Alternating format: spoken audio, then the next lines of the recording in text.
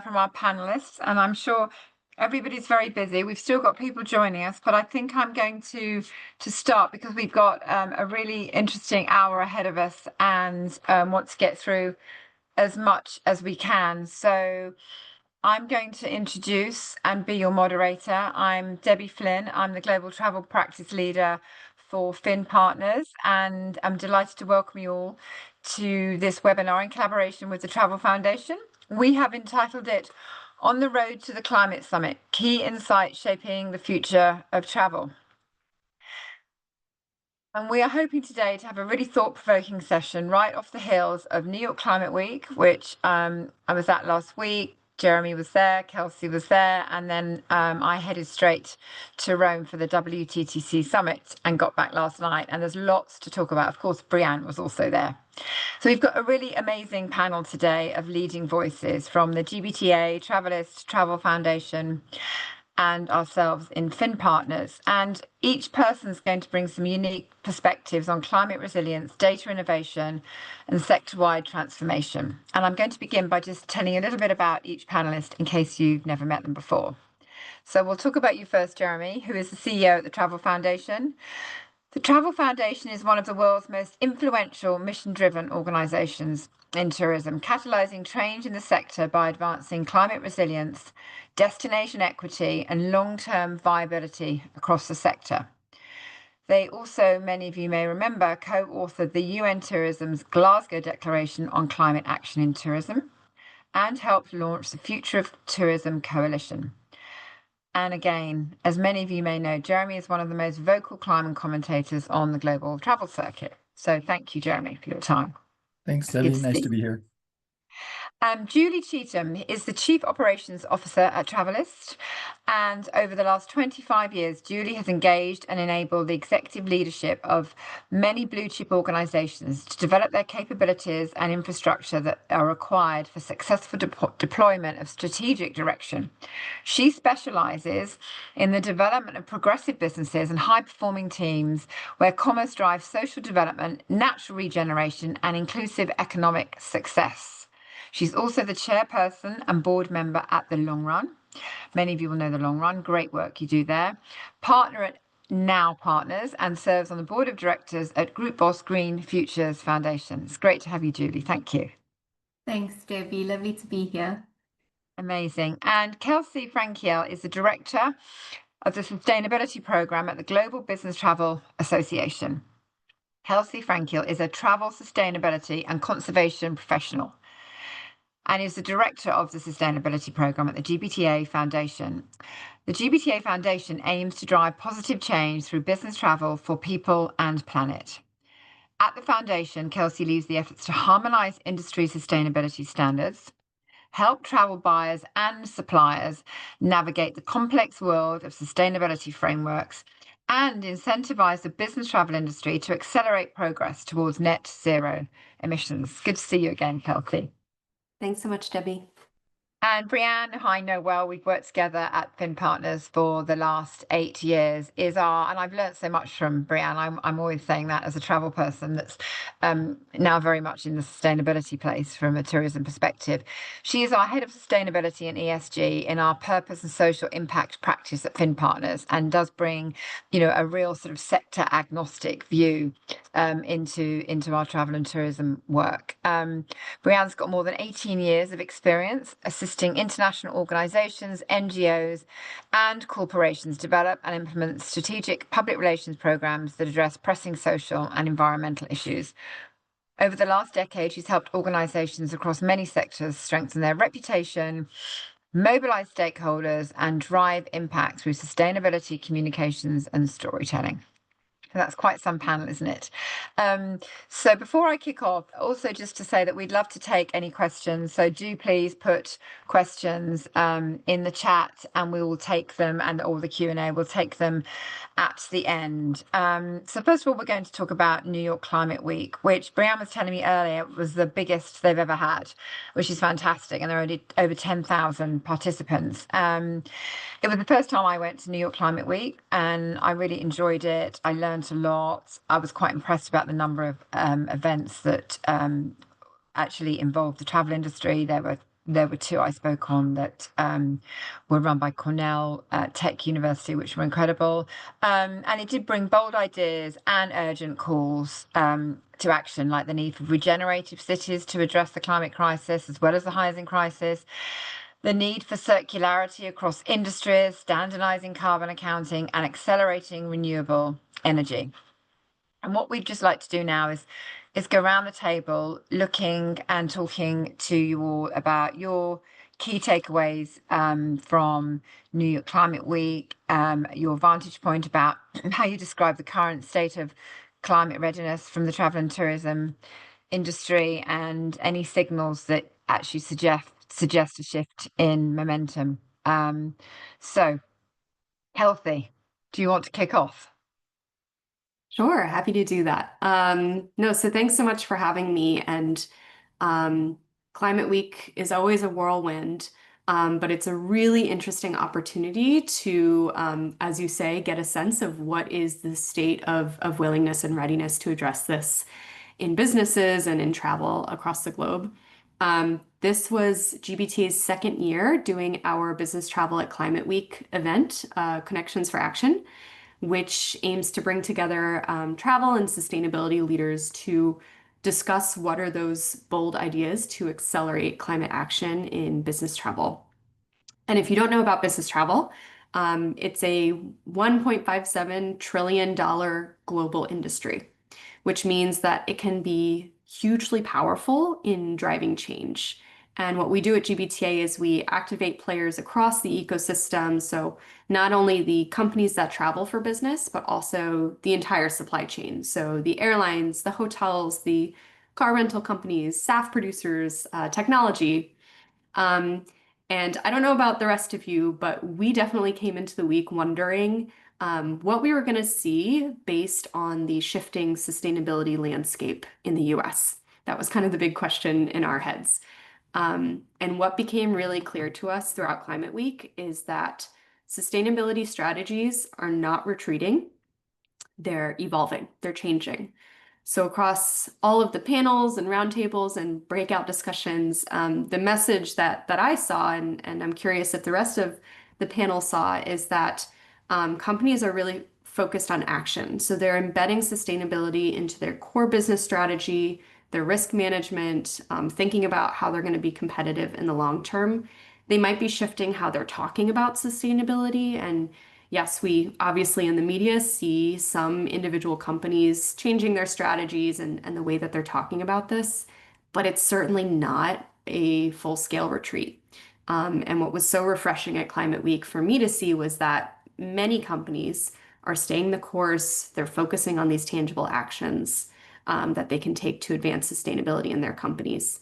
And what I love about Climate Week is that when I talk about business travel, every single person that I speak to is part of the business travel ecosystem, whether they realize it or not. Every single person at Climate Week was a business traveler, and the fact that we all showed up there emphasizes why in-person connection is so important to drive this forward. Absolutely, you're so right. And Brianne, maybe for you to follow on from here, because obviously you saw it from the perspective of working the US market and more than travel and tourism, didn't you?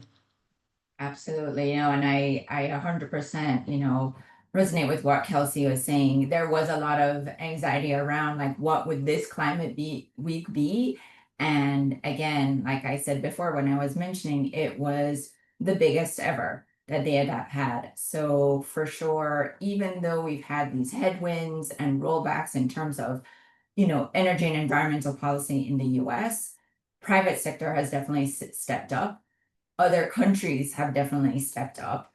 And I think where, in terms of large corporations and companies, they had set very ambitious goals and are realizing how challenging that is without the infrastructure and policy to do this. So there has been some reset of goals. And where I think is really important, kind of to Kelsey's point, is this focus on action and focus on what is truly material to their business and embedding sustainability strategy into the business strategy.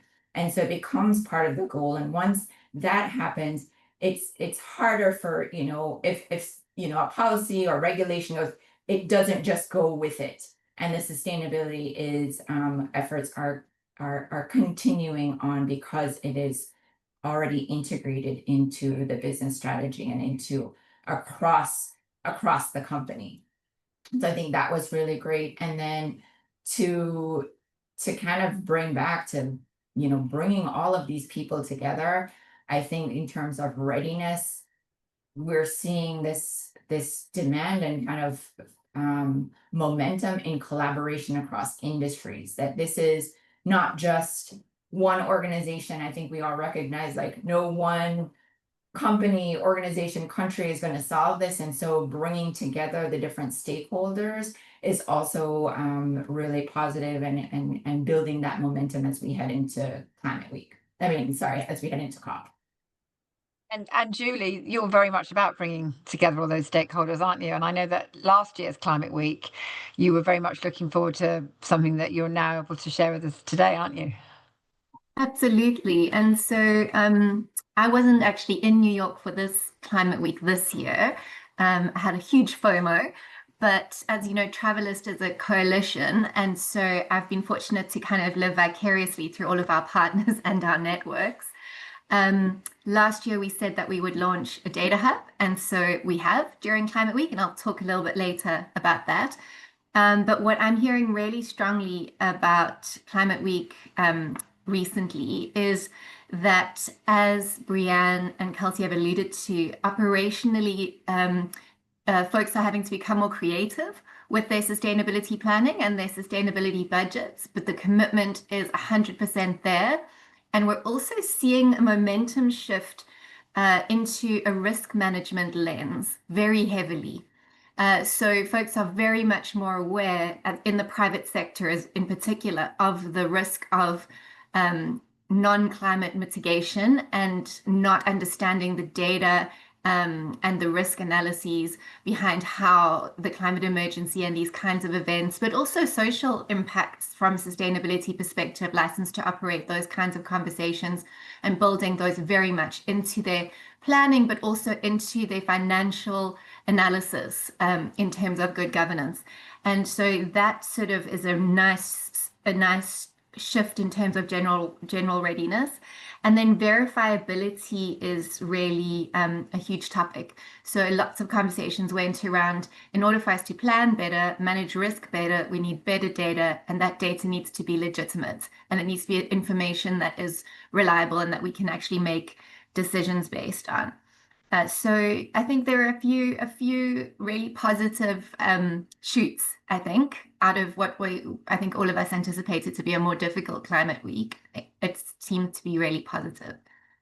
That's really good to hear. And obviously risk is one of your big topics, Jeremy. How was your view? I'm not sure how many times you've been to Climate Week, but give us it from your perspective.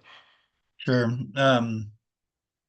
It was my first Climate Week, actually, and it was quite a whirlwind of activity and in many ways, yeah, I remember sort of 6 to 9 months ago, there were some conversations bubbling up that maybe Climate Week wouldn't even happen because of the political context here in the US. And so to go from that to, the messages that you're hearing today, I think is really positive. And of course, we're always happy about any any outcome that speaks to action over talk. I think this is a moment where we see the same. We see organizations starting to embed this work and rather than just talking about it in a performative way, sustainability, climate action, and equity and inclusion becoming part and parcel of business strategy and a lens for decision making. And I do think that risk in many ways provides a bridge between sort of climate science and business decisions. And that was certainly a theme that came out for me, not only in the work that we're doing, but in what I heard in other conversations. Risk is an urgency driver. And when we frame climate change and climate impact in terms of jobs, competitiveness, things like the cost of insurance, people start to sit up and listen. And you know, one of the costs that's you know, coming up more and more is the cost of inaction. You know, from a business case point of view, this is what risk is really all about. Here's us trying to understand what are the implications of climate change and of climate impacts on this sector, and if we do nothing, what is that going to look like, in terms of how those impacts will worsen and will create challenges for the sector's thrivability. So that's why we launched the Urban Tourism Risk Project at New York Climate Week. You know, the idea, building off the work we've done in our risk scan efforts with winter tourism destinations and island and coastal destinations, is to now make that risk tangible and actionable for cities. And it's not abstract. It's about protecting livelihoods and the visitor economy as part and parcel of long-term community success. A couple other themes that came up from my time there. Certainly storytelling did come up quite frequently at our roundtable for our Where Next campaign that we had with Finn Partners. One theme that came through pretty strongly under that sort of overarching umbrella of storytelling and communication was the importance of nomenclature and framing. So we've launched a big ideas framework, but we need to make sure that any ideas that get taken forward are, resonate with business leaders and with policymakers. Otherwise, they really won't stick. I think Climate Week for me also reinforced, if we're going to talk systems change, that means we need to look beyond the sort of tourism bubble that, we've all talked about and sort of understood as a challenge over the years. But tourism, of course, doesn't operate in isolation. And I think that our sector's long-term resilience depends on how we interact with energy systems, food systems, transport sector, finance, conservation. And when we think in silos, we get fragmented solutions that are for tourism's sake. But when we engage across sectors, then we can unlock innovation and financing and policy shifts that make systems change really possible. So that was one of the strongest threads I heard throughout the week. And maybe just to come back to something that Kelsey said that I really walked away with was just the power of our own community of collaboration. We formalized, just as the Travel Foundation, two new cooperation agreements with Finn Partners and with Resonance. And they're not just paper agreements. These are alliances that are helping us work together, strength to strength, to achieve something for the wider ecosystem, and starting to work, on more closely on integrated approaches, for example, with Finn, on communication and influence, related to the work that we're doing on climate. So I think, our community of allies, which all of us together, I'd consider, part of the same team in many ways, really comes together in these moments, and spending time with friends and partners. And it's just clear to me that collaboration and sort of shared purpose are really alive and well in our, in our community. And I know that one of the things when Jeremy and I first started talking about, partnering up, one of the things we talked about was how in many either destinations or companies, you've got your sustainability lead over here and your comms person over there, and how important it is to bring them together. But actually, much as that's our bigger picture objective, it is happening in places. At your event, Kelsey, I met with Delta and Booking.com, who both had dedicated sustainability communication people, which was fantastic to see. So from that perspective, you can see that the collaboration of the two worlds are definitely meeting. And Jeremy, just to follow up on our round table, which we had quite a big room, but it was packed, wasn't it? I think that we had about 50 people there in the end. To explain a little bit more about the Urban Tourism Risk Project, in case we've got anybody watching the webinar that might like to know a bit more about it and be part of it. Sure. Yeah. As I said, this is a follow-up to the work that we've already started throughout this year on risk. The overall project is called Destination Risk Scan, and the idea is really to work with available data to not just understand the impacts of climate change, but to apply those impacts to the assets and externalities that matter to the tourism sector, so that we can produce some scenarios that help destinations to have a profile of how risk is most likely to affect the tourism sector. And we're talking about things like how do and visitors flow through destinations, and how will this change? How might the product necessarily need to evolve because of shifting weather patterns, or intensity of disasters and sort of extreme weather? How will this affect the workforce, which is already a challenge in many places, and the need for insurance, where increasingly it's becoming difficult for small businesses to get to even access insurance that's reasonably affordable. So there are a lot of issues that climate change is sort of pushing on, and we want to be able to understand those as much as possible, so that destinations can most clearly advocate for how things are changing, and how and ideally proactively be able to identify the investments and the collaborative efforts that will help to alleviate some of that risk, and support the visitor economy's evolution and transformation in this paradigm. So in the city context, we've created a great partnership with Flynn, with Resonance, as I mentioned, which are experts on urban planning as it relates to tourism. And we've also got a couple other partners, a Risk Layer, which has been our partner throughout on the methodology, Tourism HR Canada, looking at the workforce piece. So we've got quite a team of experts that will produce a risk profile for participating cities, as well as basically a roadmap for those cities to identify the narrative that they will need for advocating around this risk profile, mobilizing resources, bringing stakeholders together, and identifying the solutions and the actions that will need to come forward and be prioritized. I believe that in many ways this is an important lens for prioritization at a time where there's been lots of investment in sustainability frameworks, and all good to have the holistic view and the long-term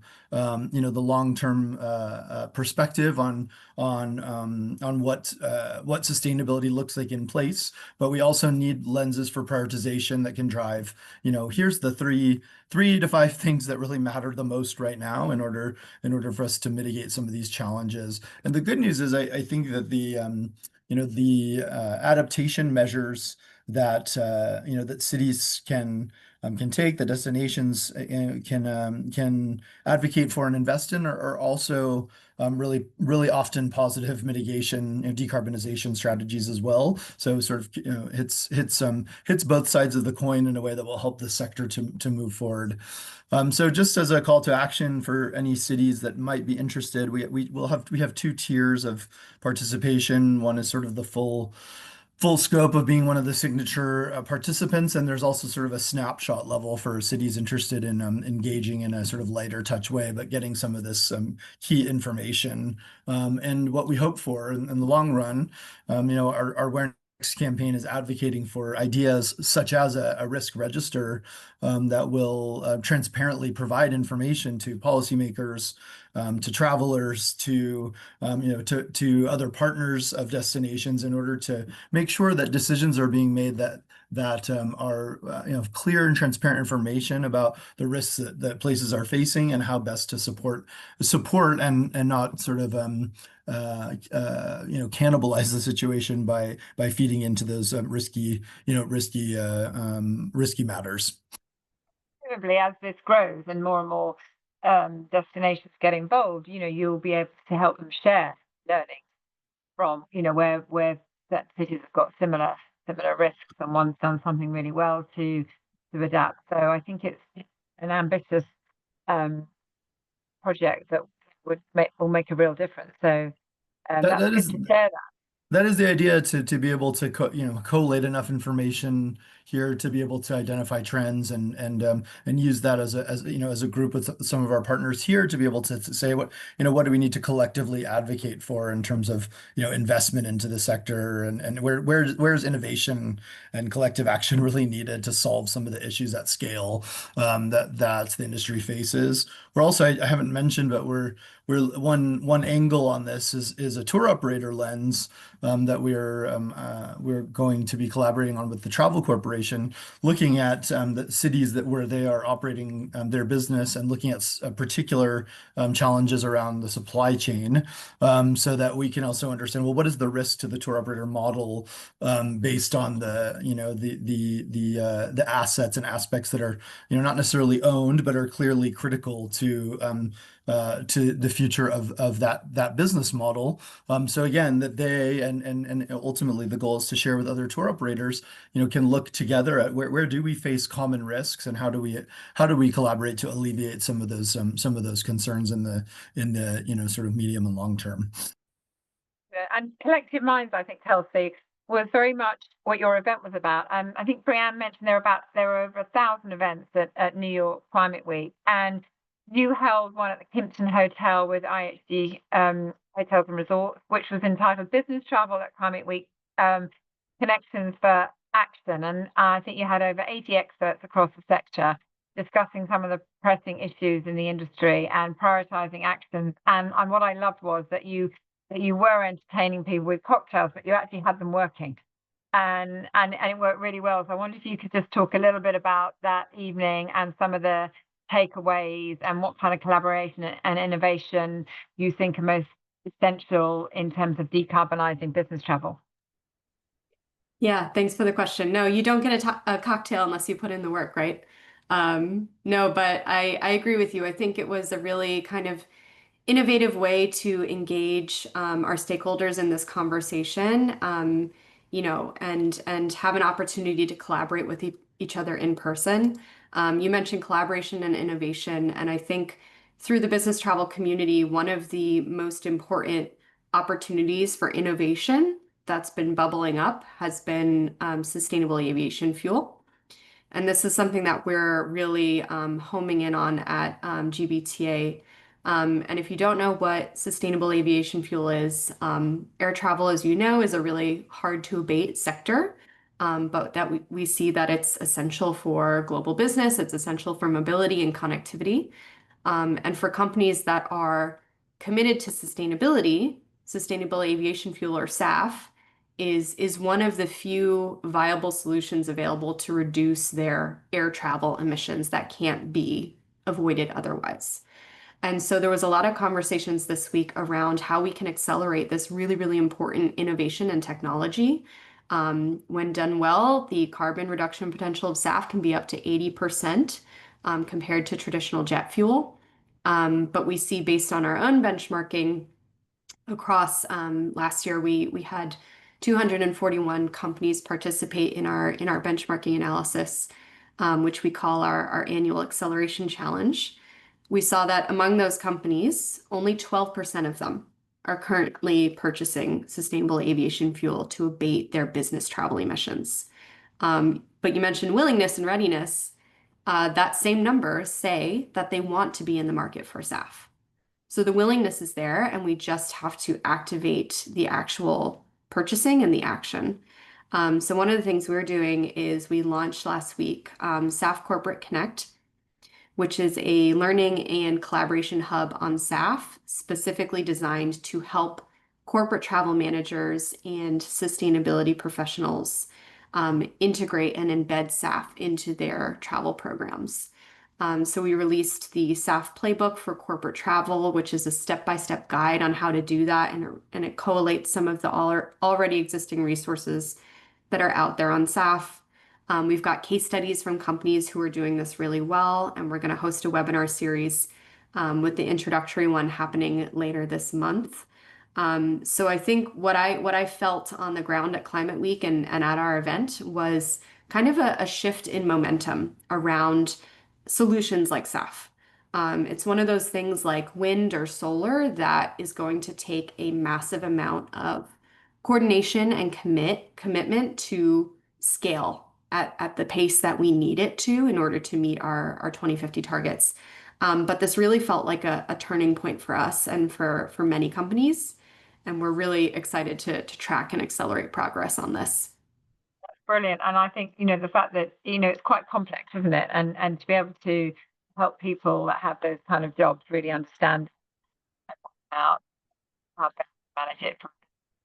Brilliant. Well done. What a great initiative. And Julie, coming on to you, one of the emerging topics during Climate Week was leveraging artificial intelligence to make systems and data visibility radically easy for leaders and consumers to take steps to reduce the carbon footprint. I mean, that's kind of what we were just talking about, Kelsey. You also launched your data hub during New York Climate Week for the accommodation sector, which is really exciting. It's an ambitious project. I enjoyed your webinar. And your aim is, if I got this right, to capture data from every single accommodation group, from a small bed and breakfast to an Airbnb to all of the larger hotel chains. And so it'd be really good to understand a bit more about where you are now with this, where you plan to be, and how it will develop in the different phases that you have in motion. Sure thing. Very excited to talk about our data hub. We committed to launching it last year in Climate Week, and then exactly 364 days later, we managed to go live. And go lives never happen on time, so that in itself it was a miraculous celebration. The Data Hub is an interoperable ecosystem built to facilitate the exchange of sustainability data for our sector at a huge scale. And we need to unlock that healthy flow of data so that decision makers can make more sustainable decisions, whether that is travelers making better decisions, business travel coordinators making better decisions, policymakers having access to better information, companies having access to information in which to look at their business modeling decisions. For impact and systems change, the foundation is good information. And what we see is at the moment, there's very fragmented data that's available for the accommodation sector in particular. So Travalyst managed to solve this with our partners for aviation through the TIM, the Travel Impact Model, which is now freely available. When you are looking for flights, you can understand your carbon impact. The big one to solve, and the initial version of this data hub is really for accommodation because of that fragmentation. It's very difficult currently for travelers to choose responsibly. And it's difficult for our Travalyst partners, OTAs or any tour operators, to give folks information about sustainable choices because they need to do that in a consistent and compliant manner. And at the moment, that global data set in a clear, consistent, compliant manner, it's just not available. This should help us to achieve that. And by doing that, we can help tell the sustainability story of every business and every trip and every traveler. And the data unlocks this potential, this data flow. And so the Data Hub itself has several key features. The one is getting in data and using existing data sets, sources of information from hotel chains, making it easy and accessible for SMEs because they are 80% of our market. So we're very excited. We've been working on an app with one of our partners that should launch early in the new year so that your small short-term rental or independent boutique hotel or smaller group of hotel can put their data directly into the system, have it also normalized, verified, and then pushed out so that it can be displayed on various booking platforms, various, other opportunities to get their information to the market. Once the data comes in, it's processed into clear, compliant, what we call universal string. so that you can compare apples with apples almost, and that every accommodation is using the same kind of methodology for describing its sustainability practice, and then that distributed in a harmonized format to whoever needs that information, whether it's a GDS or a tour operator or a leisure platform, etc., so that we can get that information to the right folks at the right time. I think in terms of things we're looking forward to, we're already working on the rail model to get rail data in as a very fast follow. And 2026 will see the rail and also destinations features being built into the data hub. And then verification is key. We anticipate some of the EU legislation, and so the foundational functionality is built for that. And we'll spend most of next year working very hard with some of our partners who specialize in compliance to make sure that the data can be verified by third parties and is auditable. So lots of work to do. I think the key point is it's interoperable. Everybody's data is welcome. Everybody will be able to access the data in the longer term. And we are committed to, at Travalyst, our job is to get data at scale out there in a non-commercial open access manner. And so that's what we're trying to do with this for accommodation data in the first instance. Amazingly ambitious, but I think what it will, there are so many different certifications, aren't there, in terms of it being confusing whether for a tour operator or even a consumer. So this is, in a way, levels the playing field so that it's understandable in the long term for the consumer, because some countries have some, and then there's so many different ones. So this is amazing. And in terms of maybe ultimately getting to the consumer, what I would want to talk to you, Brianne, now about is that we've chatted about this. There wasn't really any panel or discussion that I was in part of that didn't talk about storytelling, and ultimately whether it's from a B2B perspective, but ultimately to the consumer. So I'd love to hear your view from a comms perspective in terms of emerging trends you're seeing matter, and how can brands most effectively so that they're really creating change rather than potentially just be greenwashing or worrying about being accused of greenwashing. Sure. And not only was this the largest climate week, but we saw a whole slew of sessions being dedicated to climate communications and telling a better sustainability story. So I think, Jeremy mentioned it too, so much about nomenclature, so much about really targeting, and knowing your audience to tell a story that's going to resonate with them, and having to be creative as well in how we talk about sustainability, given the environment that we're in.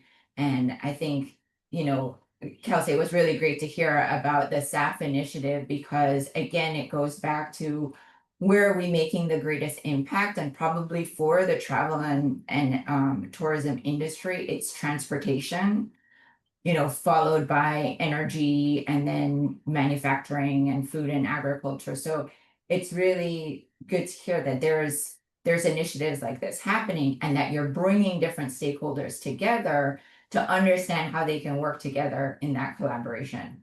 So from a storytelling perspective, it is one, helping to simplify the communications, making sure you're speaking in a way that your audience is going to understand, because not everyone gets all of these different terminologies and acronyms and so forth. And really breaking it down into what is the problem that we're solving for them.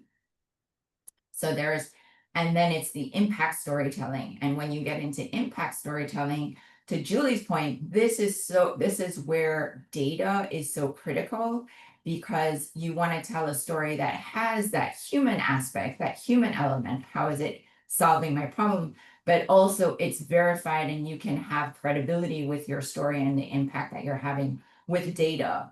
And we also know that, in terms of pushing change and so forth, this is where, and at scale, this is where data is going to help in, communicating the value of this work, where it's, what gets measured gets improved in a sense, and how we can incorporate it again back into how do we incorporate sustainability into the business, the organizational goals. And so you have more motivation and incentive for taking action.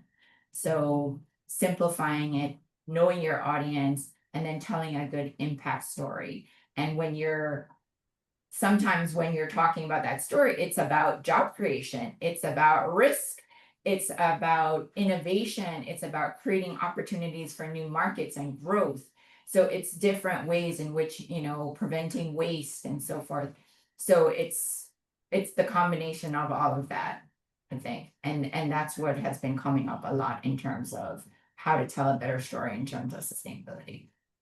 And I think a lot of those subjects all came up as well at the World Travel and Tourism Council Summit in Rome this week across different panels and some of the reports that WTTC issued. And on that subject, which we're going to move on to now, unfortunately, Christopher Ibsen, who is the Vice President of Policy, who was originally joining us today, has come down with, and I think we've all been there, that kind of summit flu when you're just absolutely exhausting building yourself up to an event. But he has been kind enough to record us a little voice note about the WTTC partnership with Omran, who are their new data partner, and they launched their 2025 Environmental and Impact Research Report. And let's see if this tech works now to hear from Chris. Good afternoon, everybody. I'm so sorry I can't join you all today for this really great discussion. Unfortunately, a post-summit flu has gotten the better of me. The summit was very exciting. We did launch our latest environmental and social research with Omran as our new sustainability data partner.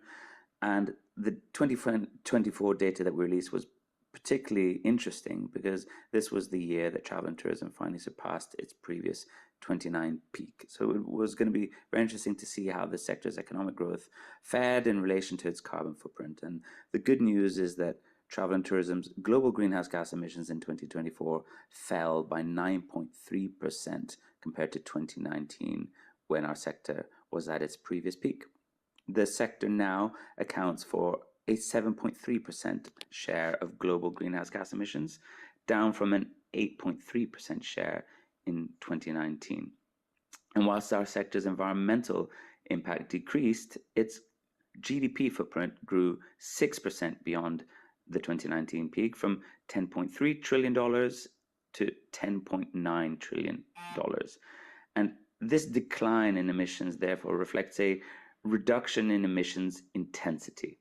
So that's the emissions per unit of economic output, which has fallen by 15% since 2019. And essentially, travel and tourism is generating more economic value whilst producing fewer emissions. But it's not all rosy, because this is equivalent to an annual, a compound annual growth rate improvement of 1.9% in emissions intensity, which is significantly below the improvements we must see to reach net zero, which are probably somewhere between 7 to 10%. Why has intensity dropped? Well, the majority of it has been driven by improvements in efficiencies, and this includes a 16.6% uptick in the adoption of low carbon energy across the sector and a 5.7% drop in the use of fossil fuels. However, we do remain too dependent on oil, and our overall share of low carbon energies is still low at 5.9%. So there's a great deal of work to be done there. It's also worth noting that part of the drop in intensity is also due to a compositional shift in global travel and tourism activity, with less activity in a slower to recover Asia region, which has a relatively high carbon intensity. Now, looking ahead, we have positive trends. It's important to keep building on them, and we know that there's work to be done, because if we don't accelerate our efforts to reduce emissions intensity, our absolute emissions may well surpass 2019 levels if the pace of our sector's growth continues at this rate. So how can we achieve this? Well, our data shows that 40% of our emissions lie in transport, and a further 19% in purchased electricity or utilities. And we also know that 57.4% of our emissions lie in our supply chain. And these things speak to one thing. Many of these are not levers that lie within our direct control. We need investments in the electrification of our transport, the production of sustainable fuels, renewable energy on our grids, the greening of supply chains. We need partnerships. Public-private partnerships are absolutely critical. So we've got to keep up the good work, but we must accelerate. And with that, I bid you a great rest of the webinar.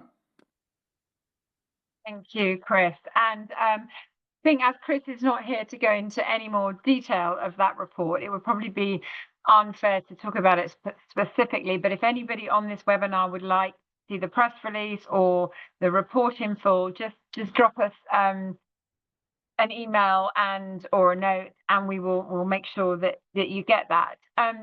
Just on WTTC Global Summit again, we talked a lot about, I mean, across all of the different panels, the dispersion of travelers. There was much discussion about transportation, solutions between land, sea, and rail. I mean, there was a lot of chat about rail, actually, in particular in Italy, to curb carbon footprint. I'd just be interested just to go around briefly, because we have got some questions. I want to make sure we get time for them at the end. What do you think are the most promising solutions that are out there that are moving to decarbonize travel? Julie, have you got a favorite? Sure. I think given that I'm really immersed in that discovery at the moment, all of the rail innovation is really exciting, particularly in Europe, but even, in the States, we're seeing fantastic innovation coming in terms of overnight offerings, making it a lot easier and less painful for travelers, more predictable. And so I think the rail sector is doing a lot to help sort of decarbonize and give tourists and business travelers alike better options.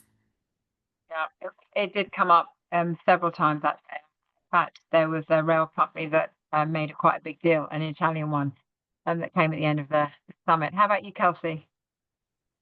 Yeah, I think in terms of the most important solutions, I don't like to talk about just one because I think a holistic strategy is so important and there really is no silver bullet. And although it doesn't sound very sexy, I think holistic strategies are the only way that companies can tackle their travel emissions. And so I mentioned SAF earlier, but what we're looking at GBTA is how companies can tackle this holistic strategy to measure, manage, and abate their business travel emissions. So we have something we call our transition pathway to sustainable business travel, which has 15 different solutions or levers that companies can take. So whether it's, tracking and reporting their emissions, working with their suppliers to ensure that their suppliers are also committed to sustainability, making investments in things like SAF, renewable energy, electric vehicles, etc., changing their travel policies to ensure that they're traveling as purposefully as possible and that every business trip is with good ROI. So I think it's that holistic lens that is what's driving us when it comes to solutions. Very good point. Jeremy? For what it's worth, Kelsey's holistic strategy sounds really sexy to me. So, Okay, great. But I would also add that I just continue to think that we need both a holistic strategy and clear priorities for investment, because it's also clear that there aren't, unfortunately there are not infinite resources to throw at these things, and in fact, we're still in many ways struggling as a sector to figure out where resources, how to mobilize resources effectively. And I don't think it's a resources problem. I think it's a priorities problem. But as companies shift, as policy shifts, we need to have these lenses for decision making that also allow for, here are the things that will really make a difference in the long run and not just be sort of performative or, helpful in the small context, but not what we need at scale. So I think there's a little bit of both there. I would agree, pretty wholeheartedly with Julie when it comes to the promising solutions. To me, the most promising solutions sort of connect, modes of transport, electrify fleets and make low carbon sort of choices the easiest choices, or perhaps even the default. So expanding high speed rail and linking it seamlessly with travel hubs and with rural communities to create more connectivity and more opportunities to sort of stay local or regional, connection with buses, ferries, short haul aviation, sort of short connections that are moving in the right direction of sort of electrification or taking advantage of renewable energy. And then demand management, smarter scheduling and creating incentives for low carbon routes, and in general, just thinking how to shift travel behavior. So again, these are the default options, not the sort of alternative ones. I think that's going to that will help us to create the critical mass for investment that's required. And they will give consumers, some great choices. They will understand all of this. And we've got about 10 minutes left, and we're going to finish up talking about COP30. But before we do, we have had some questions, so I'd just like to address them. One question is really about Climate Week, and I don't know if anyone's got a view on this. Maybe Brianne, you've probably done more than anyone, but the question is that as a first timer, Gregoire, I'm not sure if I pronounced that very well, sorry, that thinks that maybe it's a bit commercial and confusing for a sustainability warrior to navigate, and it's growth from corporate money and events like some of the global events. Have they become, in your view, too global and corporate, I think is what we're trying to answer here, or a more grassroots and active impact focused warrior event needed? And the follow-up question, which is part of the whole thing really, is it becoming more pay to play in terms of making it more difficult for individuals or smaller organizations to participate? Yeah, and I think it depends on, like what you're trying to get out of Climate Week as well.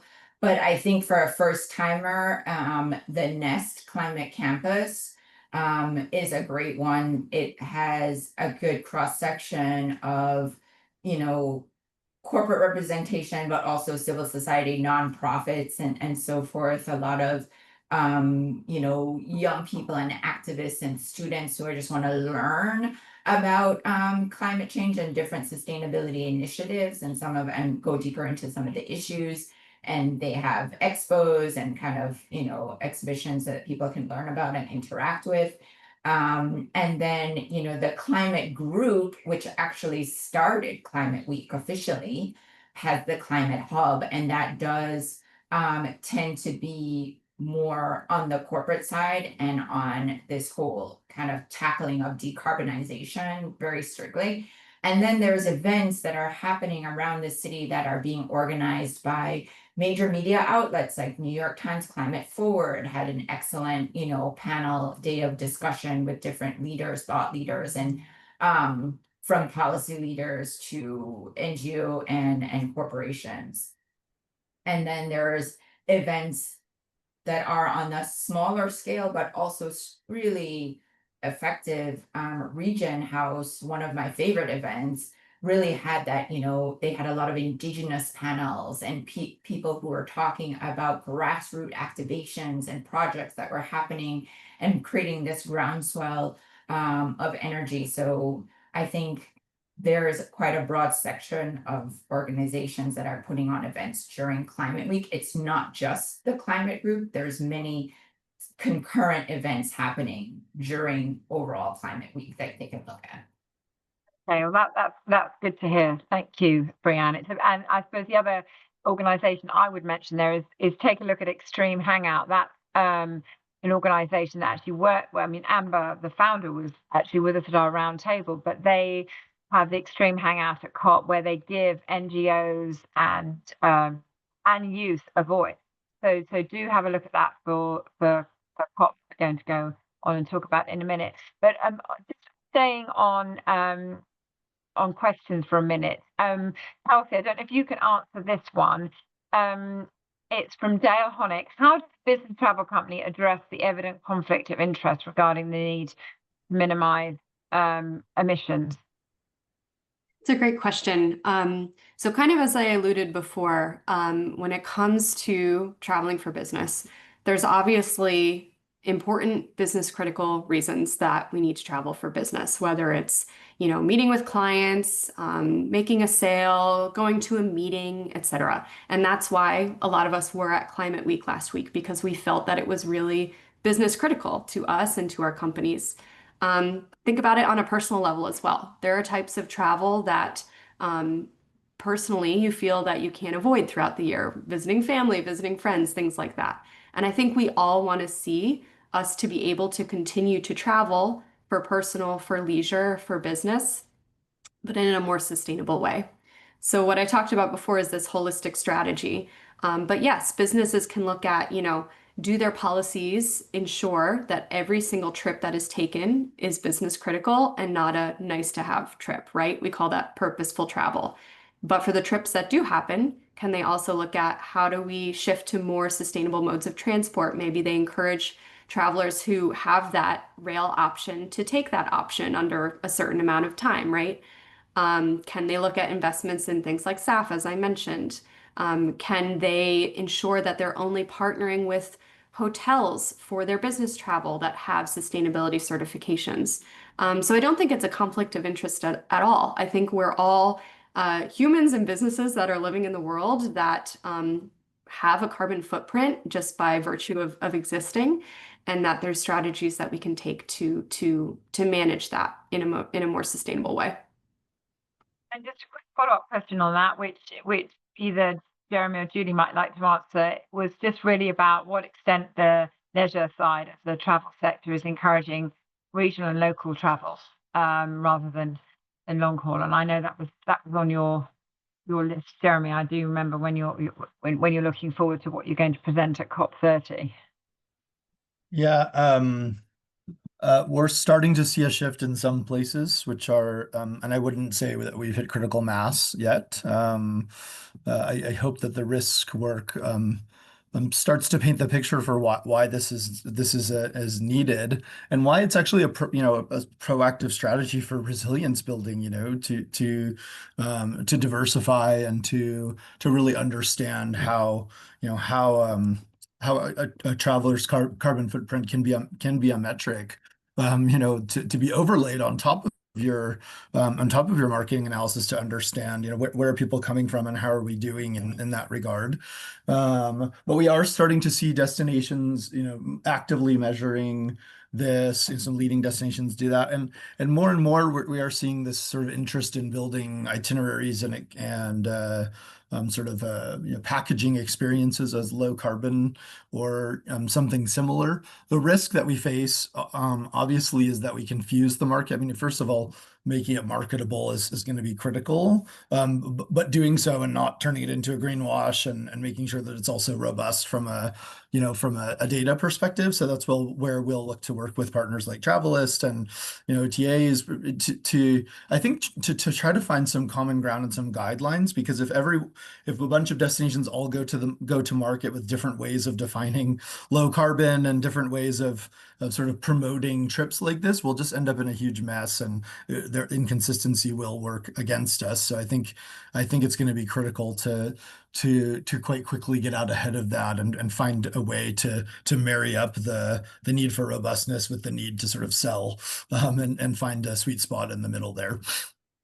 And that actually, lends itself to one of the comments in the Q&A from Peter Shanks. Good to see you, Peter. That actually, finding the right language, and we've talked about communication on this too, to be able to talk to consumers in an everyday language, will really ultimately, make that difference. And I'm really sorry we're not going to be able to answer any more questions because we're at the top of the hour and everybody's time is so precious.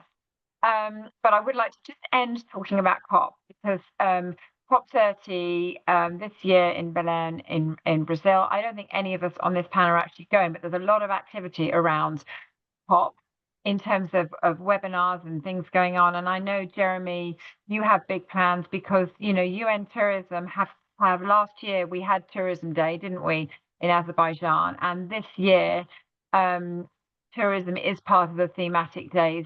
So it's being taken more seriously. And I don't know if everyone wants to just end up with, a couple of comments about what they hope to achieve with the media and I guess global focus that will be on for COP30 in November. Julie, do you want to kick off? Sure. So we're really looking forward to working with Jeremy and the Travel Foundation and a couple of other partners on a series of webinars so that those of us who can't attend can still have some really important conversations and discuss various things that might be pertinent to what's happening on the different days and the different stages. And then also COP will have data, or we expect that data will be really central in a lot of the conversations for COP. And so we're preparing our messaging and our thematics around that and how data can really underpin some of these commitments and some of the impact stories that we're wanting to see out of the other side of COP. Amazing. And one of the questions was, are many travel companies going? And the reality is I'm not sure, because there were definitely a big group of us last year, but I think it's a little bit more difficult to get there and accommodation. But it's still really important to make noise and to look at what's being talked about and react to it, isn't it?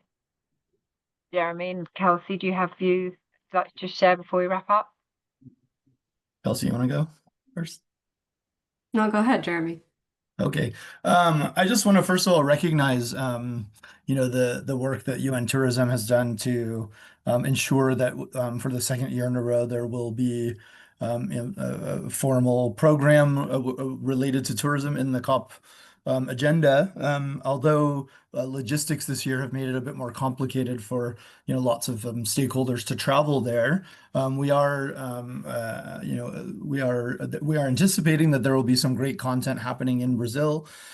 And great discussions that stakeholders will have access to. And the event that Julie referenced, we're also coordinating very closely with UN Tourism so that in a sense, it's not a parallel or side thing, but really part and parcel of the program, and a nice way to bridge and bring stakeholders around the world into the conversation and dialogue that happens in COP by doing some more virtual engagement. So really excited to see that. In terms of just the big message for COP, I think we have to be honest and recognize that in many ways, although we're making progress, tourism is still pretty marginal in global climate negotiations. And that's something that UN Tourism has been working really hard on. And in many ways, we all have as a sector, given the recognition that tourism is highly vulnerable to the impact of climate change, but also can be a big, an important lever for resilience investment. So, through the work that happened last year in Azerbaijan, I'm seeing more and more countries integrate tourism into their nationally determined contributions, which can unlock resources, finance opportunities. But the sector needs to be better and better at bringing evidence and clear narratives around the economic stakes and the need for funding around adaptation and what that funding is going to be able to return on that investment. And so I think the better data and framing that everyone can do to sort of tell this collective story, the better chance there will be for tourism to continue to have a seat at the table and to have a real role in driving, mobilizing resources and driving some of the critical negotiations that happen, in the room. So I think we're getting there step by step, but the more we can sort of be aligned on that, the better. Brianne, last word for you, because you've probably done more COPs than any of us with your sector agnostic hat on. Yeah, I mean, a lot what Jeremy just said in terms of the storytelling and impact storytelling, that's what media is looking for. It's like, enough with the doom and gloom. Give us, solutions that can be scaled, solutions that people will feel like this is addressing a problem that impacts me. And so we're speaking in a very plain language. And then also kind of moving past, that sustainable, it's the right thing to do, but also talking about it from the value that it brings. So again, kind of changing that framing, being very action-oriented, solution-oriented, bringing that data that can show that it can scale. I think that's what the media, at least that's what the media is looking for, and that's what's breaking through. Yeah. And scaling is obviously a very important word that means a lot to you at Travalyst, Julie. I'm going to thank you all so much. We ran over time a little, which just goes to show that having these virtual conversations are really important. And you know, we're bringing everybody's view and experience. If there are any questions that we haven't answered that you would still like to chat to us about, feel free to come to me on LinkedIn, and I'll connect you with the right people if I can't answer them myself. And hopefully we will all regroup again on future webinars, but really appreciate everybody's time, and you, the audience, for making the time to join us. Thank you very much. And have a nice evening. Thanks, everyone. Thank you. Bye. Bye-bye.